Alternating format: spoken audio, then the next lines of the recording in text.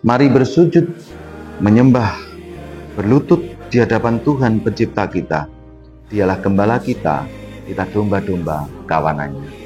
Dalam nama Bapa, Putra, dan Roh Kudus. Amin. Bertemu kembali dalam Musa Mutiara Sabda Allah, persembahan tim pelayanan Prodiakon Gereja Santa Maria Bunda Allah, Lamongan Indah di Semarang.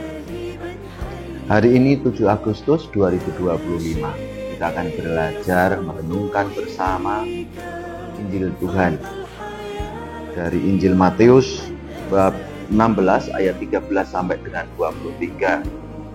Ketika saya membaca perikop ini, saya tertarik di ayat yang ke-18.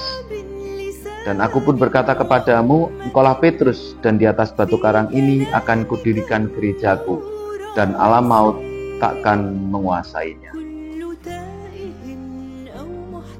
Membaca ayat ini mengingatkan saya beberapa puluh tahun yang lalu ketika saya merasa kering secara rohani di dalam gereja Katolik. Karena saya melihat ibadahnya orang Katolik itu monoton, tidak ramai, jauh dari hingar-bingar dan tidak menggerakkan hati.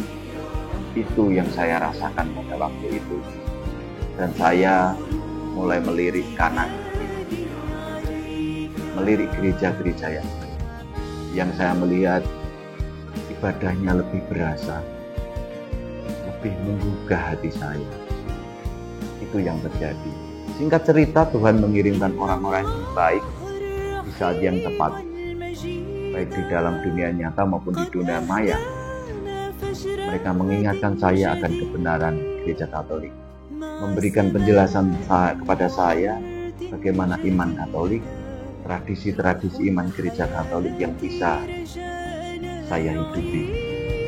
Dan akhirnya saya kembali sampai saat ini berusaha setia dan tetap tinggal di dalam gereja Katolik.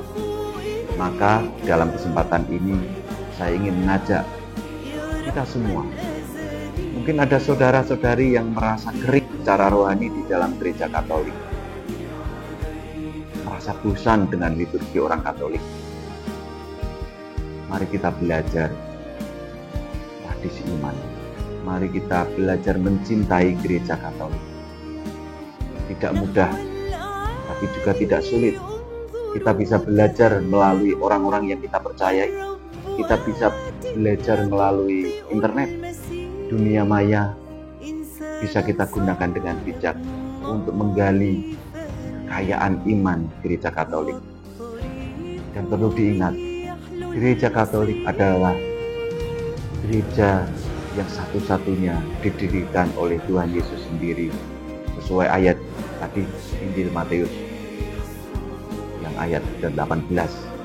Dan alam maut tidak akan menguasai gereja Katolik. Gereja Katolik akan senantiasa dipelihara. Meskipun gereja Katolik pernah mengalami luka, tapi luka itu akan disembuhkan oleh Tuhan Yesus sendiri. Tuhan Yesus tidak akan membiarkan gereja Katolik runtuh.